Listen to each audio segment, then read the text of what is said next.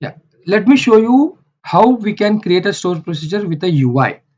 Okay, so for that, just go to store procedures here in the objects of the database. So when you right click here, you get an option called create store procedures. You click on that, and a statement has already been there for you. You just give a name for that store procedures. So you can give a name, for example, customers.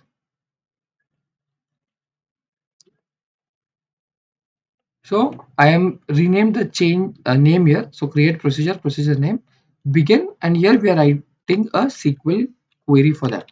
So select star from the customers table where the country equal to USA.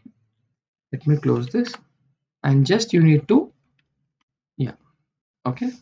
So create procedure, procedure name, begin a SQL code, and the end here. Just apply, click on apply, and you can see a script has been created. So it is using a delimiter here. It is using a model, classic model here automatically, and it is saying that if the store procedure is already created, you first drop it and then you create a new store procedure again. So you just click on apply and your script was successfully created. Now you can see you got a get customers from USA. So this is your store procedure. Suppose if I want to run this, if I want to execute this, you can get this name, get customers USA, and run. So let me show you here.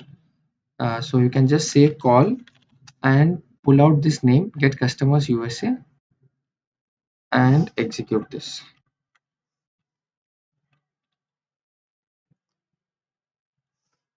So this record will have all the customers detail, those who are from USA.